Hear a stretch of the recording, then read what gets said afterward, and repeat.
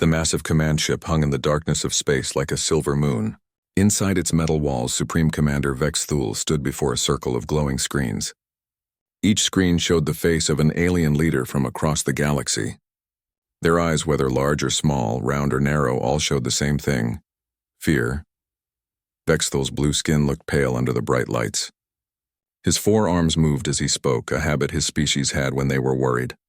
"Thank you all for coming to this emergency meeting. What I have to share will change everything we know about the future." The Krell representative, a being that looked like a giant insect, clicked his mandibles. "Commander, your message said this was about the humans. They just got space travel. How can one small species threaten the entire galaxy?" Vex Thul touched a control panel. The center of the room filled with a three-dimensional image. It showed a human ship, sleek and white, floating next to a damaged alien vessel. The human ship was much smaller than the alien one, but somehow it seemed more important. 3 days ago, Captain Jake Morrison of the human ship UES Discovery found a Kaldorian mining vessel in distress. The Kaldorians had been hit by an asteroid field. Their ship was dying, and so were the crew members inside. The image changed to show the inside of the human ship. A man with short brown hair and kind eyes stood on what looked like a bridge. This was Jake Morrison. Around him, his crew moved with purpose. A woman with red hair named Lisa Hayes worked at a computer, her fingers flying over the controls. Another human, Tony Clark, prepared medical supplies.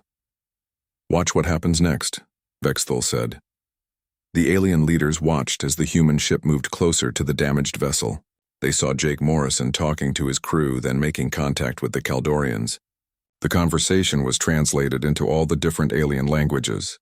"Kaldorian vessel, this is Captain Morrison. We see you're in trouble. How can we help?" The Kaldorian captain's voice crackled through space. "Human ship, we appreciate your offer, but we have nothing to trade. Our cargo hold is empty and we carry no valuable metals." Jake Morrison smiled. "We're not asking for payment. We just want to help." There was silence on the channel. The Kaldorian captain seemed confused. "I don't understand. Why would you help us without profit?" "Because you need help and we can give it." Vex Thul paused the image. Around the circle, the alien leaders shifted in their seats. Some looked puzzled. Others looked troubled. The quantum representative, a being made of living energy, flickered brighter. "This makes no sense. They gained nothing from this action. Where is the strategic advantage?" "There is none," Vex Thul replied. "That's what makes it so dangerous." The image continued. For the next several hours, the alien leaders watched as the human crew worked to save the Kaldorian ship. Lisa Hayes spent 6 hours straight figuring out how to adapt human technology to alien systems. Tony Clark treated injured Kaldorians, even though he had never seen their species before. Other crew members, including engineer Sam White and communications officer Betty Adams, worked without rest. Jake Morrison himself crawled through damaged sections of the Kaldorian ship, fixing what he could with his own hands. His uniform got torn and dirty, but he never stopped working. When a young Kaldorian got trapped under fallen debris, Morrison lifted the heavy metal beam by himself, even though it injured his back. The rescue took 18 hours. 18 hours of humans working to save aliens they had never met before, asking for nothing in return. When it was over, the Kaldorian captain tried again to offer payment. "Captain Morrison, we must give you something." "This is our way." Jake Morrison looked tired but happy. "The only thing we want is to know that you made it home safe. Maybe someday we can be friends." Vex Thul stopped the recording. The silence in the meeting room was heavy. Finally, the Helix Federation leader spoke. Her voice was shaky. "Commander, I've seen rescue operations before.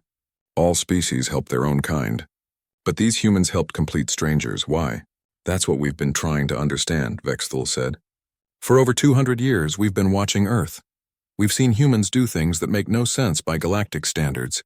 They risk their lives for others regularly. They share resources with enemies. They sacrifice their own comfort for abstract ideas like justice and freedom." The crystalline delegate, whose body looked like living glass, chimed softly. "Perhaps they are simply stupid. Evolutionary mistakes die out quickly." "That's what we thought too," Vex Thul admitted. "But they don't die out. They get stronger. Every challenge makes them more determined. Every tragedy makes them more united. They've survived ice ages, plagues, wars, and natural disasters. Each time they come back stronger than before." A new voice joined the conversation. It belonged to General Korth of the Warrior Worlds, a species that had conquered 12 star systems. Commander, you're making them sound like a threat. But I see only one small ship with primitive weapons. My fleet could destroy them in minutes. Vexthal's expression grew serious. General, that's exactly the kind of thinking that makes them so dangerous. You see military strength. You think in terms of conquest and defeat. Humans think differently. They don't just want to win. They want everyone to win. He brought up another image. This one showed Jake Morrison's ship approaching a space station. After the rescue, the Kaldorians invited the humans to their nearest outpost. Watch what happened. The new recording showed humans and Kaldorians working together. The humans shared their food. Even though it was different from what Kaldorians usually ate, they showed the aliens human music and art. Lisa Hayes taught young Kaldorians how to play human games. Tony Clark helped Kaldorian doctors learn new healing techniques. Most shocking of all, the humans asked questions about Kaldorian culture. They wanted to learn. They were curious about how Kaldorians lived, what they believed, what made them happy. No conquering species had ever shown such interest in those they considered inferior. Do you see the problem? Vexthal asked. They don't want to rule the Kaldorians. They want to be their friends. Real friends equals. The meeting room fell silent again. Each alien leader was thinking about what this meant. In all of galactic history, no species had ever treated another as a true equal. There were always rulers and servants, conquerors and conquered, superior and inferior. Humans seemed to ignore these natural laws completely. The Void Dancer representative spoke in a whisper. If this spreads, if other species see this example. Exactly, Vexthal said. That's why we're here. Humanity has just taken their first steps into our galaxy. What they do next will determine the fate of every civilization we've built. The alien leaders stared at the frozen image of humans and Kaldorians laughing together. In that simple scene, they saw the end of everything they knew about how the universe worked, and they were terrified. Vexthal moved to another control panel as the alien leaders waited. Their faces showed confusion and worry. The Supreme Commander knew he needed to help them understand just how different humans were from every other species in the galaxy. To understand why humans terrify us, you need to see their history, Vexthal began. What I'm about to show you happened long before they reached space. This is from their World War about 80 years ago. The holographic display changed. Now it showed grainy old footage from Earth. The images were in black and white, showing human cities under attack. Bombs fell from the sky and buildings crumbled. But instead of running away, humans ran toward the danger. This is London during what humans call World War II. Vexthal explained. Their city was being destroyed, but watch what they did. The footage showed a human female named Betty Collins. She was young, maybe 25 years old. Instead of hiding in safety, she climbed into a flying machine and took off into the dangerous sky. Her job was to fight enemy aircraft even though she could die. Why would she do this? Asked the Krell representative. Her genetic line could have continued if she had stayed safe and reproduced. That's what we thought too, Vexthal replied. But listen to what she said before her last mission. An old recording played Betty Collins' voice. It was scratchy and hard to hear, but her words were clear. I'm not fighting for my government or my leaders. I'm fighting so that children can grow up free, so that people I'll never meet can live without fear. The alien leaders shifted uncomfortably. The concept made no sense to them. The image changed again. This time it showed a human soldier named Frank Martinez. He was trapped in a foxhole with enemy forces all around him. He had a chance to escape and save himself, but he stayed behind to help wounded comrades get to safety. Frank Martinez died that day, Vexthal said quietly. He chose death over abandoning his friends. This wasn't unusual behavior for humans during their wars. They did this constantly. More footage played. Humans rushing into burning buildings to save strangers. Humans sharing their food with enemy prisoners. Humans refusing to give up secrets even when tortured. Not to protect military plans, but to protect innocent people. The quantum representative flickered nervously. This is clearly genetic damage. No healthy species acts against its own survival instincts. We thought the same thing, Vexthal admitted, so we studied them more carefully. What we found was even more disturbing. New images appeared. These showed modern humans doing rescue work. A firefighter named Danny Rodriguez was carrying an unconscious person out of a burning building. The building was about to collapse, but Danny went back inside 3 more times to save other people. Danny Rodriguez had a family, Vexthul explained.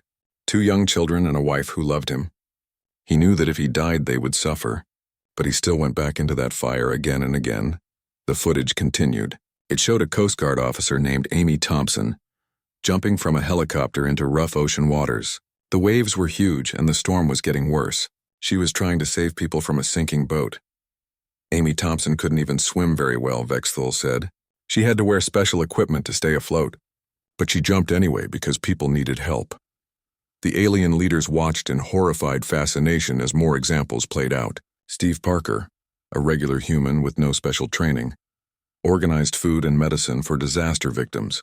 He worked for days without sleep, spending his own money and asking for nothing back. Dr. Zilnath, the Council's expert on alien minds, finally spoke. Commander, I've studied the psychology of every known species. We all follow the same basic rules. First, survive. Second, help your family survive. Third, help your tribe or group survive. These humans seem to think all other humans are their family. It's worse than that, Vexthul said grimly. They think all living beings are their family. Watch this. The new footage showed human scientists working with animals. A woman named Dr. Linda Foster spent her entire life studying diseases that affected other species on Earth. She could have made more money doing other work, but she chose to help creatures that couldn't even thank her. The images showed humans protecting forests full of trees and animals. They created laws to keep other species safe, even when it cost them money and resources. Some humans dedicated their lives to saving whales, creatures so different from humans that they lived in the ocean. On most worlds, the dominant species eliminates competition, noted the Helix Federation leader. These humans actively protect their competitors. That's not the strangest part, Vexthul continued. Show them the medical footage. Now the display showed human hospitals and medical centers.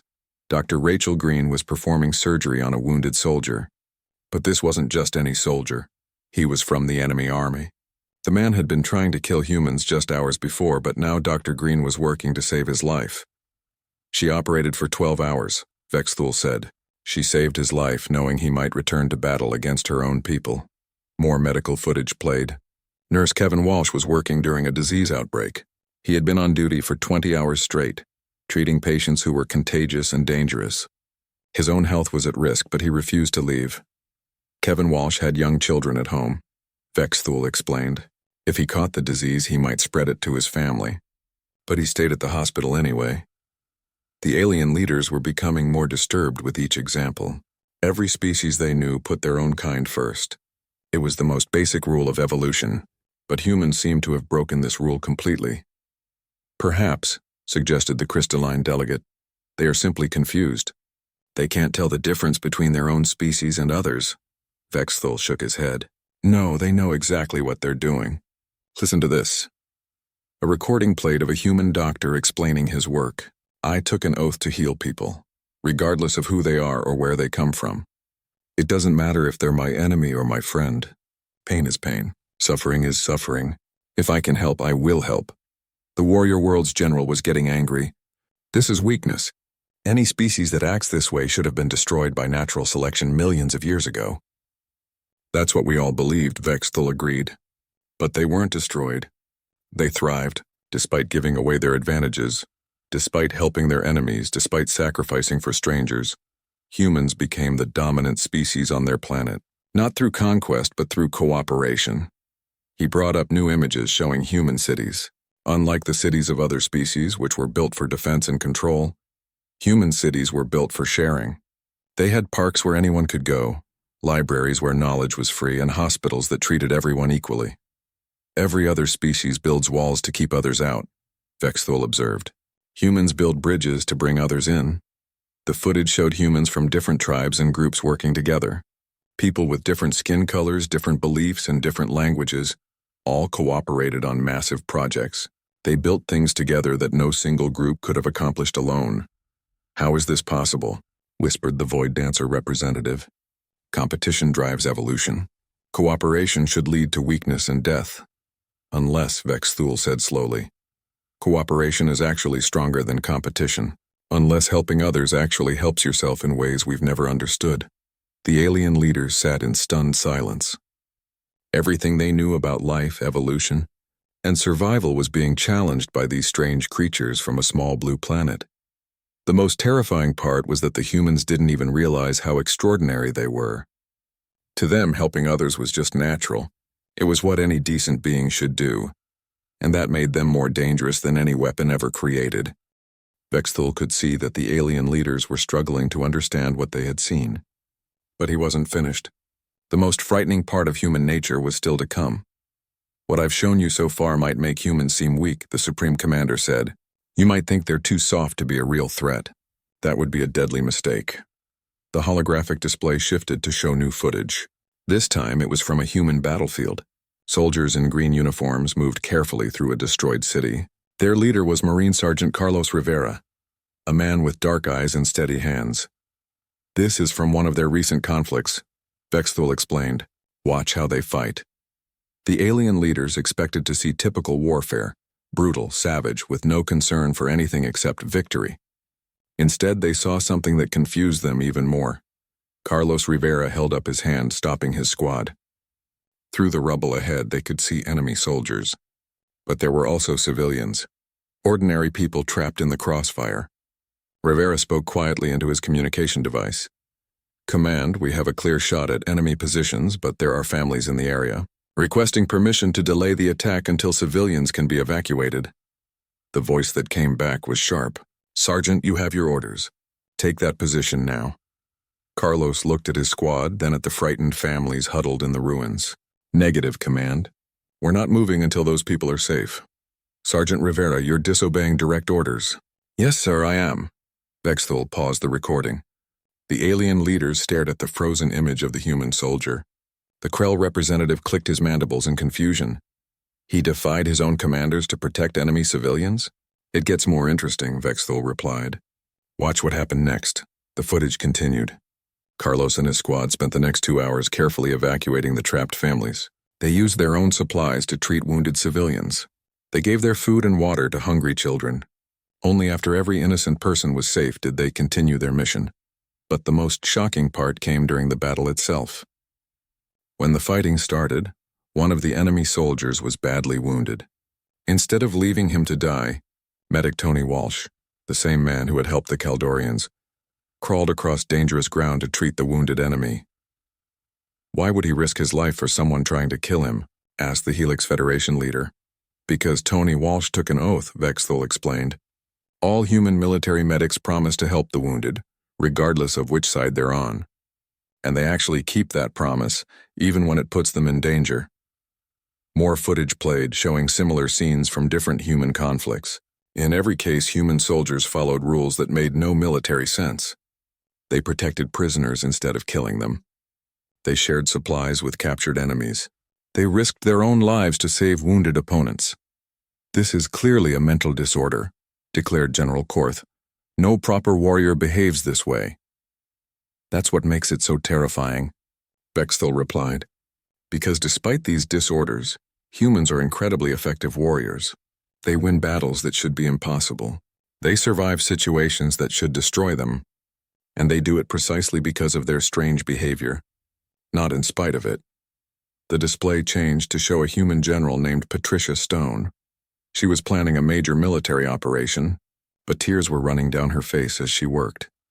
General Stone was about to order an attack that would save thousands of lives, Vexthul explained. But she knew that some of her own soldiers would die in the process. Watch her final briefing. The footage showed General Stone addressing her troops. Her voice was steady, but her eyes were red from crying. I want you all to know that I've considered every other option, she told them. This is the only way to end the war quickly and save the most lives overall. But I also want you to know that if any of you don't come home, I'll carry that responsibility for the rest of my life. After the briefing, General Stone was seen visiting wounded soldiers in the hospital. She knew every name, asked about their families, and promised to take care of those who couldn't fight anymore. She cried for her enemies too, Vexthul added quietly. After the battle was won, she ordered her soldiers to help rebuild the cities they had damaged. She said it was their duty to fix what they had broken. The alien leaders were becoming more disturbed with each example. In their experience, military leaders were cold and calculating. They used soldiers like tools and discarded them when they broke. But human military leaders seemed to genuinely care about every individual under their command. Show them the rescue footage, Dr. Zielneth suggested. That might help them understand. New images appeared, showing human soldiers in a different situation. A natural disaster had struck a region controlled by their enemies. Instead of taking advantage of the chaos, the humans sent help. Captain Mike Foster led a rescue team into the disaster zone. His soldiers worked alongside their former enemies to dig survivors out of collapsed buildings. They shared their medical supplies and food with people who had been shooting at them just days before. Captain Foster's squad saved over 200 people, Vexthul said, people who would have died without help. And these were the same people who had been fighting against them. I don't understand the tactical advantage, admitted the crystalline delegate. There wasn't one, Vexthul replied. They helped because people needed help. That's all. The footage continued with more examples.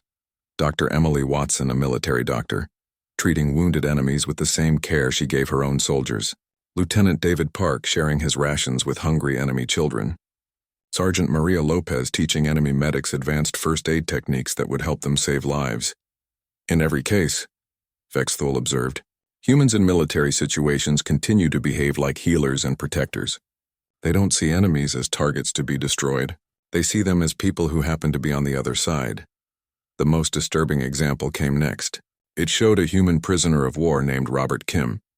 He had been captured and was being held in terrible conditions. His captors were cruel and gave him little food or water, but when one of his guards became sick, Robert Kim shared his small water ration with the man. When asked why, he simply said, "He's suffering. I can help, so I should help." The guard was his enemy, Vexthul pointed out. The man had been beating him and starving him, but Robert Kim still showed compassion. The alien leaders were silent now, absorbing what they had seen. Finally, the Void Dancer representative spoke. "Commander, you're showing us that humans are both perfect warriors and perfect healers at the same time. This combination should be impossible. In any other species, it would be," Vexthul agreed. "Warriors need to be aggressive and ruthless. Healers need to be gentle and caring. These traits should cancel each other out.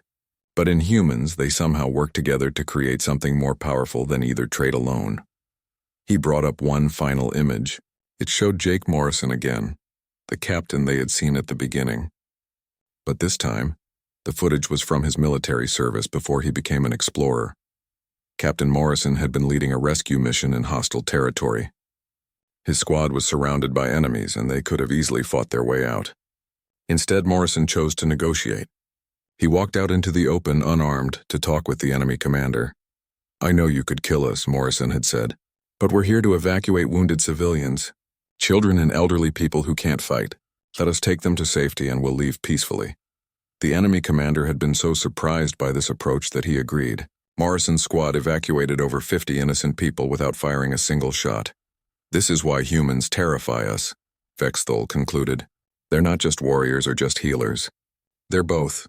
They can fight with incredible skill and violence when necessary, but they never lose their compassion. They can show mercy to their worst enemies while still being deadly effective in combat. Most terrifying of all," he continued, "they don't see this as a contradiction. To them, being a warrior and being a healer are the same thing. They fight to protect. They kill to save lives. They show mercy because they're strong, not weak." The alien leaders sat in stunned silence, trying to process this impossible paradox. In their galaxy, every species had to choose between strength and kindness. Humans somehow had both, and that made them unlike anything the galaxy had ever seen. Vexthul watched as the alien council members tried to make sense of what they had seen. But he knew the worst was yet to come.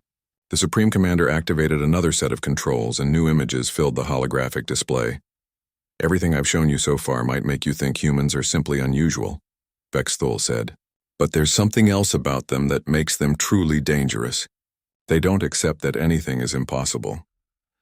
The first new image showed a damaged spacecraft floating in the darkness of space. It was clearly human-made, but it looked ancient compared to their modern ships. Inside, 3 human astronauts were in serious trouble. "This happened 50 years ago," Vexthul explained. "The humans were trying to reach their moon when an explosion damaged their ship. By all calculations, they should have died. But watch what happened.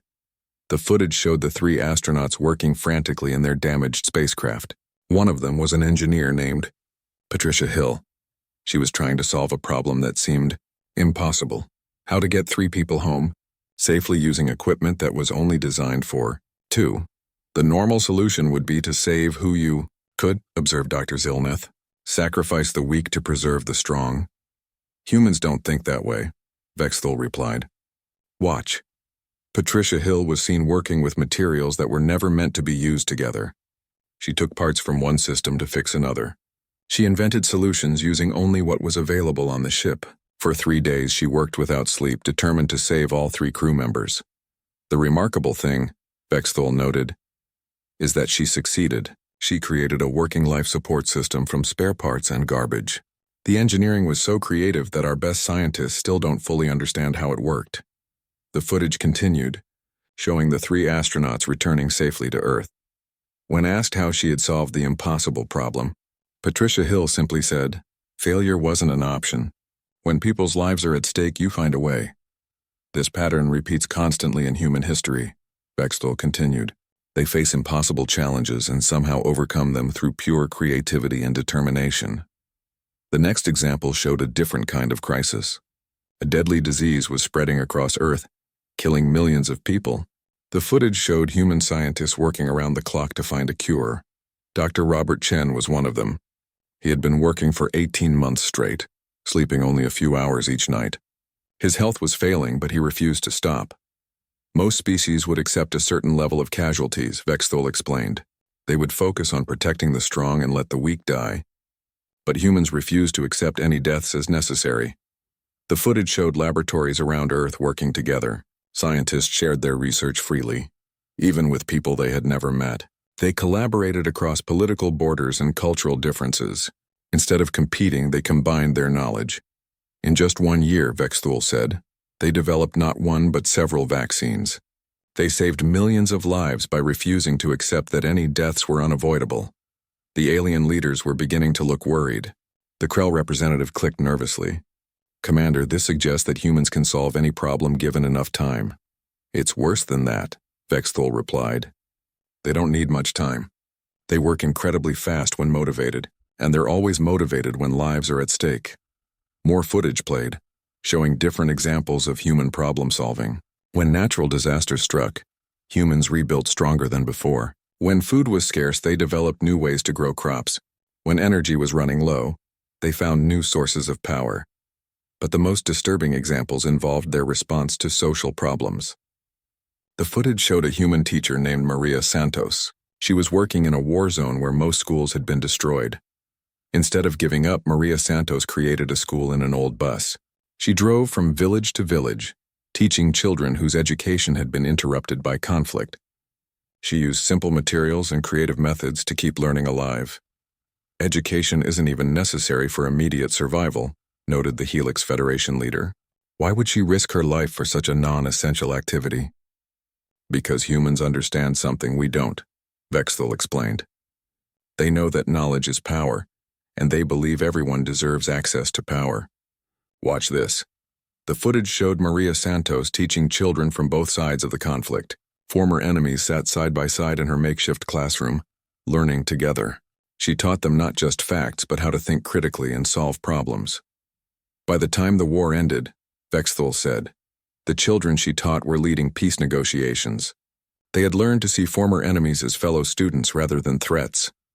The alien leaders were becoming more agitated. This kind of thinking was dangerous to established power structures.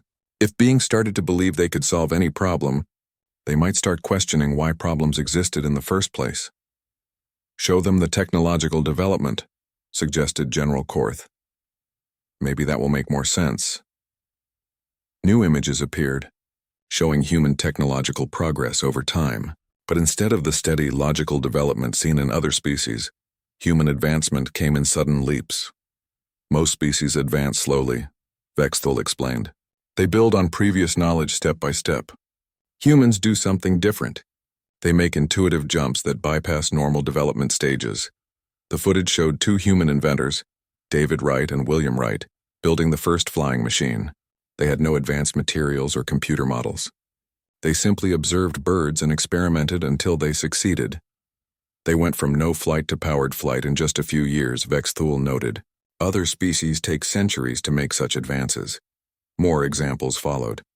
Humans developing computers without fully understanding how they worked, creating medicines by accident while looking for something else, discovering new energy sources through wild experiments that should have failed. The pattern is always the same, Vexthul observed. Humans encounter a problem, refuse to accept that it can't be solved, and then find a solution through creative thinking and determination. The most recent example was the most disturbing. It showed human scientists working on their faster-than-light drive. The technology should have been impossible with their level of development, but they had achieved it anyway. Dr. Lisa Foster, the lead scientist, was explaining her work to other humans. Everyone said it couldn't be done with our current technology, but we didn't accept that limitation.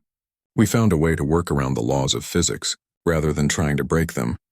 She talks about working around the laws of physics like it's a minor inconvenience, whispered the crystalline. Delegate, that's exactly how they think, Vexthul confirmed. To humans, limitations are just problems to be solved. They don't accept that anything is truly impossible. The final set of footage was the most alarming of all. It showed humans from different cultures and backgrounds working together on massive projects. They built cities that housed millions of people. They created communication networks that connected their entire planet. They organized themselves into groups that could accomplish tasks no individual could manage alone. Most species achieve unity through conquest or submission, Vexthul explained. One group dominates all others.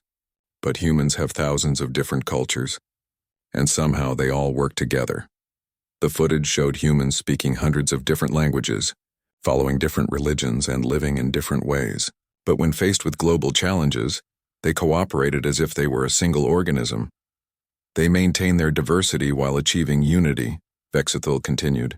There are simultaneously many different species and one unified species. This should be impossible, but they make it work. The alien leaders were now visibly disturbed. Everything they knew about civilization suggested that unity required uniformity. Different groups were supposed to fight until one dominated the others. But humans seem to thrive on their differences while still working toward common goals. The most terrifying part, Vexthul concluded, is that they're getting better at this. Each generation of humans is more creative, more cooperative, and more determined than the last. They're not just learning new things, they're learning how to learn more effectively. He paused the display and looked around the circle of alien faces. They're approaching problems we've never even thought of. They're asking questions we didn't know existed. And based on their history, they'll find answers. The silence in the meeting room was complete now. Each alien leader was contemplating the implications of what they had seen. A species that refused to accept limitations, that solved impossible problems through creativity and cooperation, that grew stronger with each challenge. Colleagues, Vexthul said quietly, we are not dealing with just another spacefaring species. We are dealing with a force of nature. A species that turns every obstacle into an opportunity, every limitation into a new avenue for growth. And now they're coming to meet the rest of us. The alien leaders stared at the frozen images of humans working, creating, and solving problems together. For the first time in galactic history, they were facing something they had no plan for. A species that might actually be unstoppable. Vexthul stood in the center of the meeting room, surrounded by the worried faces of the alien leaders. He had shown them human compassion, human determination, and human creativity. But he had saved the most terrifying truth for last. Everything I've shown you might make you think humans are simply better than other species, the Supreme Commander said slowly. But that's not why we're here. The real threat isn't what humans can do. It's what they believe. The holographic display activated one final time. It showed Captain Jake Morrison again, but this time, the footage was from just hours after his first contact with the Kaldorians. He was talking to his crew about their next steps. We've made friends with the Kaldorians, Morrison was saying. Now we need to learn about the other species in this galaxy. I want to meet them all, learn about their cultures, and see how we can work together. His communications officer, Nancy Bell, was studying alien language files.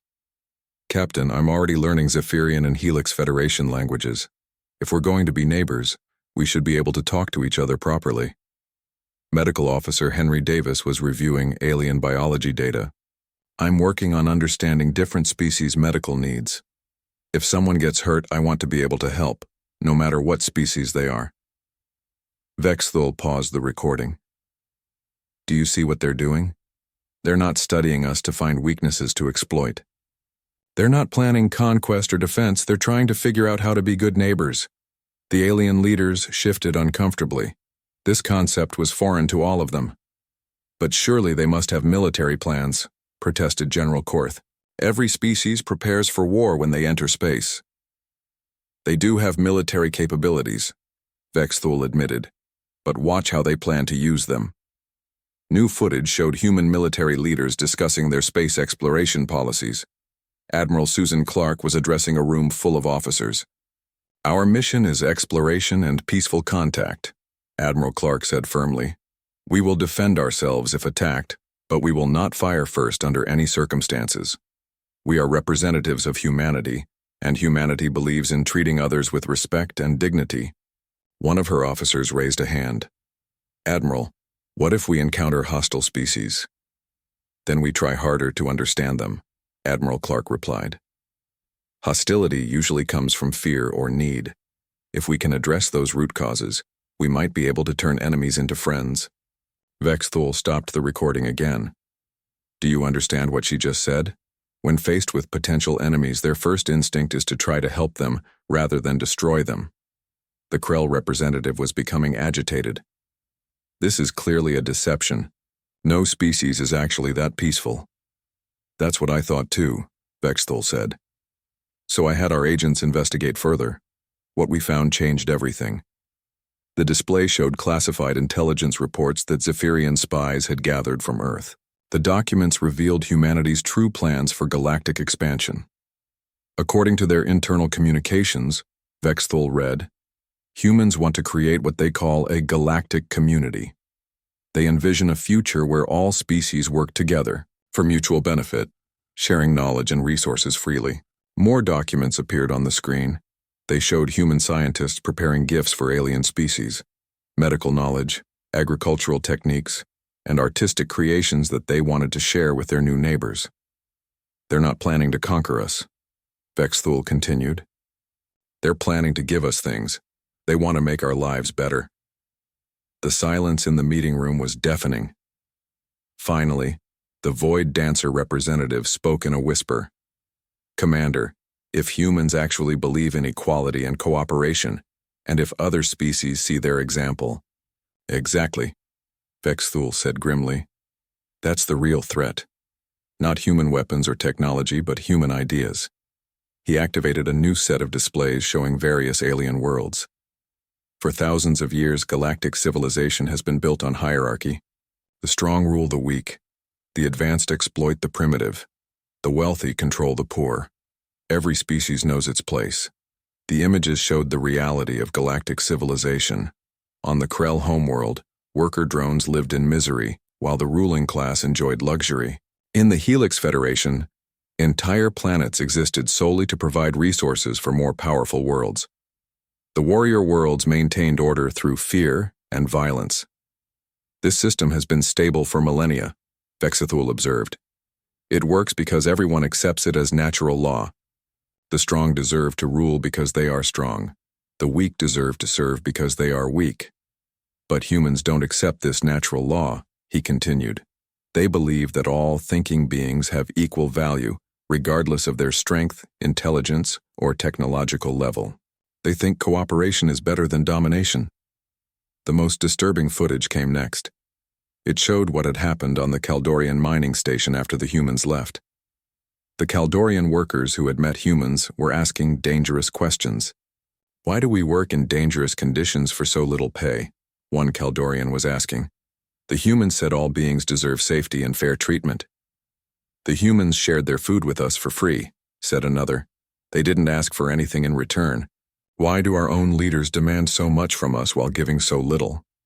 The Kaldorian station manager, a member of the ruling class, looked worried as he listened to these conversations. The humans filled their heads with strange ideas, he reported to his superiors. Ideas about equality and cooperation. Vexthul turned back to the council. This conversation happened 3 days ago. Already human ideas are spreading.